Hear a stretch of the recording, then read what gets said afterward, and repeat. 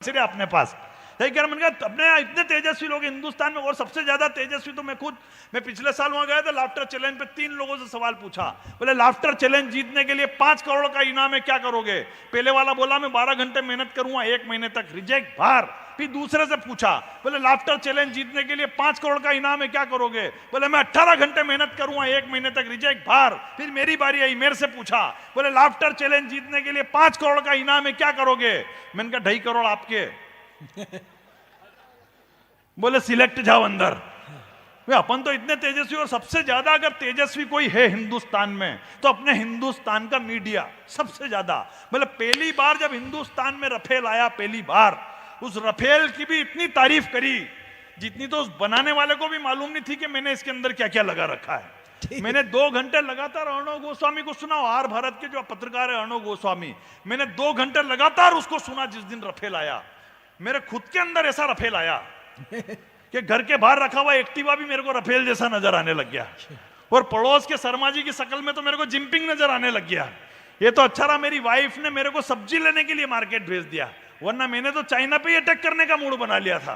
बोले इतने तेजस्वी लोग अपने हिंदुस्तान में। और तालियां आपको मेरे ऊपर इस बात पर बजानी चाहिए कि मैंने इतने तेजस्वी लोगों के नाम आपको गिना दिए, लेकिन हिंदुस्तान का जो महा तेजस्वी आदमी है उसका तो मैंने अभी तक नाम ही नहीं लिया है। मैं सही कह रहा हूं, वो हकीकत कह रहा हूं, कुतुब मीनार पे चढ़ के उसको भी झुका सकता है, अपनी ही फूंक से ट्रक का टायर भी फुला सकता है। और जलेबी के नाम पे राहुल को इतना भी परेशान मत करो, वो इतना तेजस्वी है कि खेत में समोसे भी उगा सकता है। सही कह रहा है, इतने तेजस्वी आदमी। अभी उनकी भारत जोड़ो यात्रा निकली थी, हकीकत के भारत जोड़ो यात्रा जैसे वो कर्नाटक जीत गए थे राहुल जी, तो उनकी भारत जोड़ो यात्रा जैसी कर्नाटक के अंदर घुसी तो उनके पास एक दूसरी भाषा में फोन आया। बोले लिमडा डोजरस टेल मी हष्टपुष्ट कोकरिक बुमरा।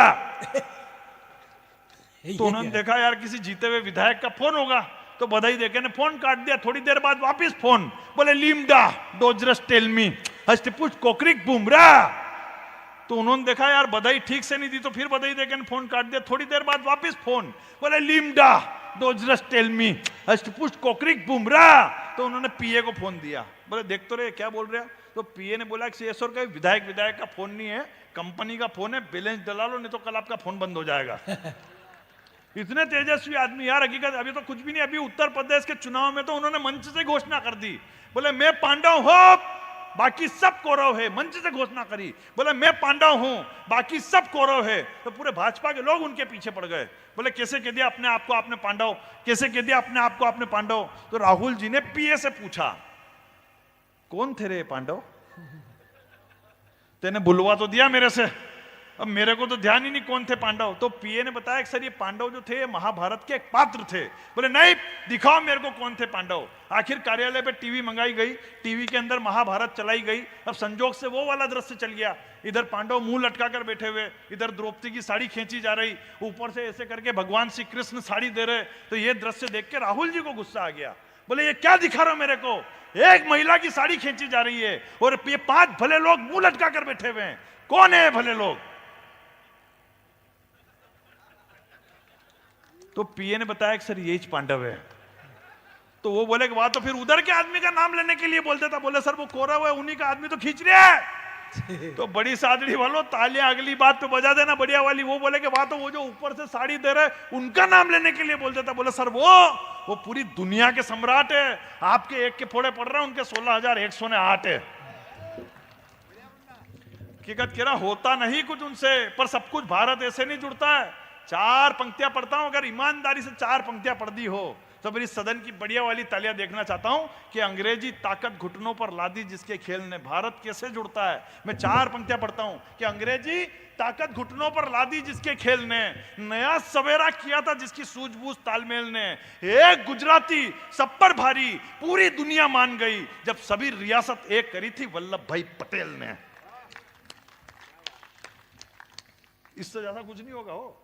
मेरे को मालूम है नहीं, सही कह रहा। मैंने कहा जीवन में अपने आप को अपडेट करना सीखो। आजकल आदमी अपडेट ही नहीं कर रहा, कोई भी अपडेट नहीं कर रहा। ये जो लड़कियां बैठी हुई नहीं, शादी के टाइम पे जूते चुरा लेती, जिया जी जिया जी जिया जी। जूते चुराने की कोई जरूरत नहीं है, एक बार जिया जी का मोबाइल चुरा कर देखो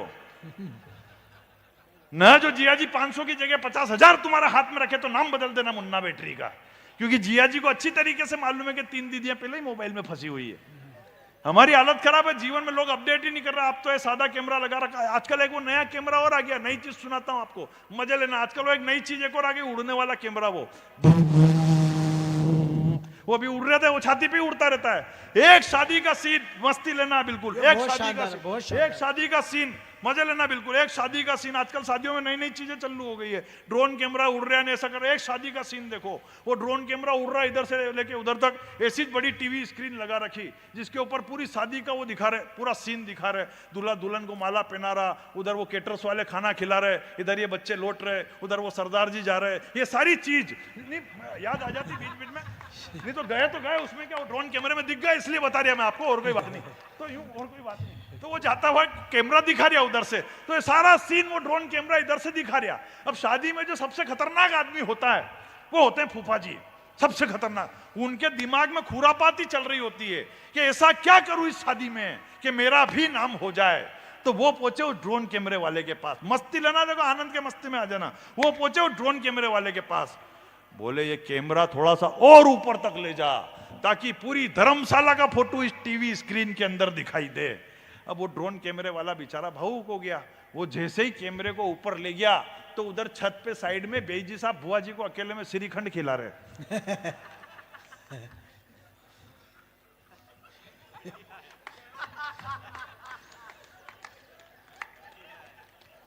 भाई साहब आप तो ऐसा लौट गए जैसे आप ही थे।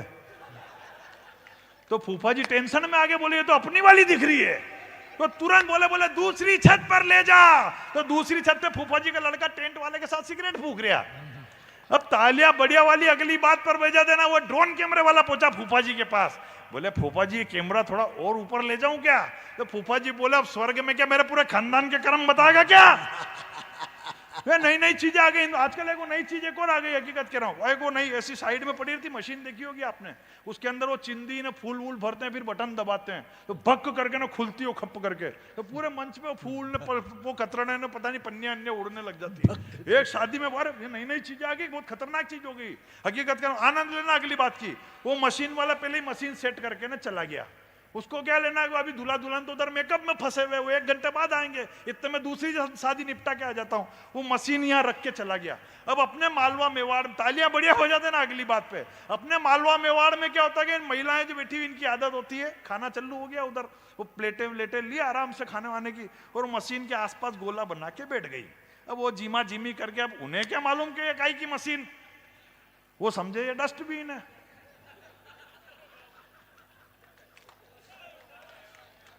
तालियां बजा नहीं रहे हो आप यार। तो जीमने के बाद जो कटोरियां वटोरियां थी वो उस मशीन के अंदर डाल के निकल ली। वो सब 1 घंटे बाद जब दूल्हा दुल्हन की एंट्री हुई तो वो आया मशीन वाला भगते भगते के, अब अपना नंबर आ गया। वो इतने सारे फूल लेके आया, उन्हें आओ देखें ताओ दे मशीन के ऊपर फूल फंसा के। अब इधर सीन देखना, बढ़िया तालियां बजा देना। अब जैसे इधर दूल्हे ने दुल्हन को माला पहनाई और उधर से उसने दे बटन दबाया तो फूल के साथ जो कटोरियां उड़ी। अब आप सीन देखो कि इधर दुल्हन के दाल के रेले उतर रहे, उधर वहां दूल्हे के यहां श्रीखंड चिपका हुआ, और वो जो साथ में जो सहेलियां थी उनके 4-4 गुलाब जामुन यहां सेट हुए। और भगवान कसम फूफा जी के तो ऐसी जगह अचार जाके लगा कि मैं बता भी नहीं सकता, और आप तालियां नहीं बजा रहे हो यार।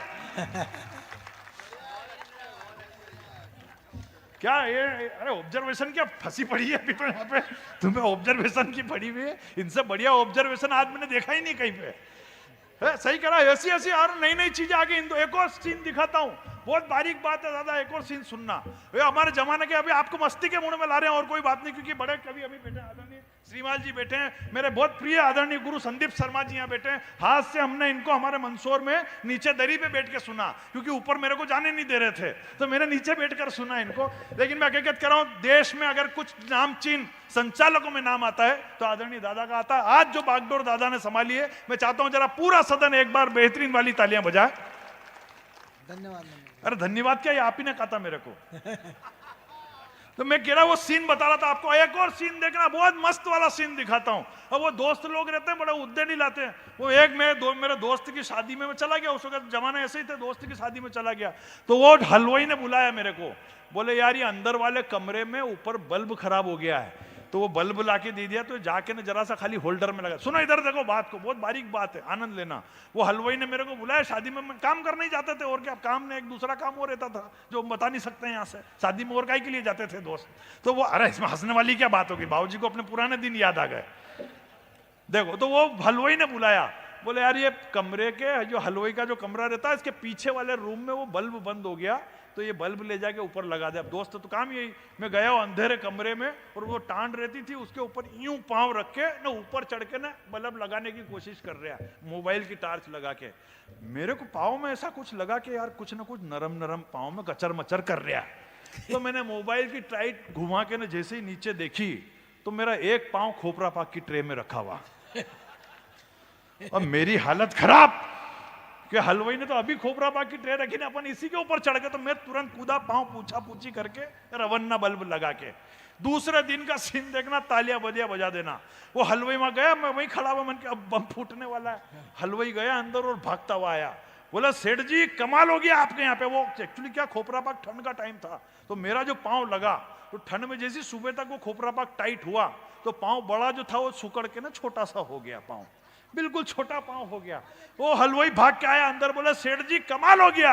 बोले क्या हो गया? बोला आपके यहाँ तो साक्षात कान्हा जी इन्हें भोग लगाने गया। तो ऐसी हालत हो जाती थी, सही कह रहा है, लगा कान्हा जी स्वयं आके भोग लगा के गए। लेकिन हकीकत ये आनंद वाली बात, नई नई चीजें आ गई हिंदुस्तान में। 5-10 मिनट का और समय लूंगा, बहुत अच्छी टीम है, हकीकत कह रहा हूं, लेकिन नई नई चीजें आ गई, नए नए त्योहार आ गए हिंदुस्तान में। वैलेंटाइन डे आ गया, मदर्स डे जैसा त्योहार आ गया। मदर्स डे जैसा त्योहार अपने हिंदुस्तान, अभी हमारे शहर में तो हमारे बजरंग दल के कुछ मित्र, उन्होंने एक मजनू को 2 दिन तक कूटा। मैंने कहा वैलेंटाइन डे के दिन 2 दिन तक कूटा। मैंने कहा इसको 2 दिन तक क्यों कूटा? बोले यार मुन्ना भाई, जिस देश में दिवाली 2 दिन मन रही है, होली 2 दिन मन रही है, तो वैलेंटाइन डे भी 2 दिन माना जाएगा, इसलिए इसको 2 दिन तक कूट रहे अपन।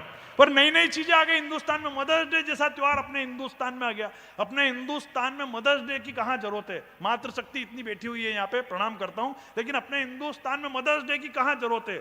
ऐसे ऐसे टटपूंज ये फेसबुक पे हैप्पी मदर्स डे लिखते हैं, जो घर पे जाके माँ को पानी की नहीं पूछ रहे हैं।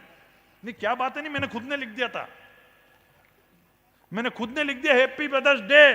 तो मेरी पत्नी का फोन आया, बोले आज तो बहुत प्रेम उमड़ रहा माँ के प्रति। मैंने कहा कौन इसकी टेंशन मोल ले। मैंने तुरंत जाके वापस एडिट कर दिया। मैंने कहा मेरी ये पोस्ट मेरी बच्चों की माँ के लिए है। अरे तालियां तो अगली बात पे बजाना। उसी पोस्ट पे मेरी खुद की माँ का कमेंट्स आया, बोले कमीने घर पे आ, फिर बताती हूँ तेरे को। हमारी माँ कोई मदर्स डे की मोहताज थोड़ी थी। हमारे यहाँ पे मदर्स डे कब मनता था।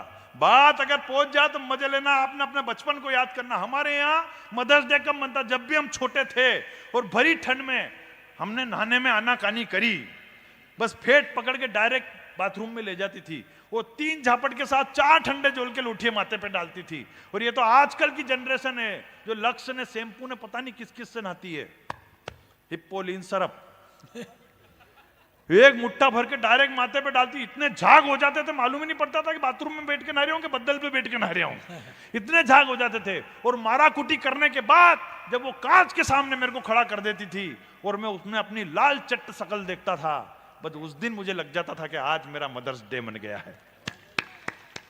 लेकिन इन तालियों को बम्पर तालियों में बदलना कि इतनी मार खाने के बाद भी चुप रहता था, क्योंकि शाम को घर पे फादर आते थे और मैं बिल्कुल भी नहीं चाहता था कि एक दिन में 2-2 त्योहार मने, क्योंकि पिताजी का टेरिफ थोड़ा और अलग वाला हुआ करता था। माताजी तो पूछ भी लिया करते थे, पिताजी तो पूछते भी नहीं थे। मैं 4 पंक्तियां पढ़ता हूं, हकीकत कहना भैया, मेरे घर पे जिस दिन भी माता पिता की लड़ाई होती थी, मैं चुपचाप अपनी कॉपी किताब खोल के बैठ जाता था, क्योंकि मेरे को 100% मालूम था कि 10 मिनट के बाद इन दोनों में से उड़ता हुआ तीर मेरे ऊपर ही आने वाला है। लेकिन 4 पंक्तियां पढ़ता हूं, बड़ी पंक्तियों से मुझे विदा करना। 4 पंक्तियां पढ़ने की कोशिश करता हूं कि हंसी चेहरे के पीछे गम पहचान जाती। जितना भी आज हुआ कवि सम्मेलन में वो सब हम अपने माथे पे लेते हैं। हम कवि लोग हैं, हंसाने के लिए जाते हैं। हमारा किसी का दर्द दिल दुखाने का कोई होता नहीं, मन नहीं होता। कितनी बार कर देते हैं, कितनी बार हम चले जाते हैं, ऐसे चले जाते हैं, वो चले जाते हैं, बड़ी बड़ी यात्राएं करके आते हैं, लेकिन हमारे मन में कुछ होता नहीं किसी को कहे। लेकिन फिर भी किसी को लगा हो तो इस बड़े मंच से मैं खुद मुन्ना बेटरी भी आप सबके साथ माफी मांग लेता हूं। किसी को बुरा लगा हो ये वीडियो दिखा देना ताकि सरदार जी घर पहुंच जाए। तो वो वाली बात है। लेकिन हंसी चेहरे के पीछे गम पहचान जाती है। हंसी चेहरे के पीछे गम पहचान जाती है। बस बड़ी तालियों से विदा करना कि हंसी चेहरे के पीछे गम पहचान जाती है। जरा सी मान मनवार से ही वो मान जाती है। और न जाने क्या रिश्ता है दुनिया में ये ईश्वर जाने। मैं रहूं परदेश में भी भूखा तो मां पहचान जाती है।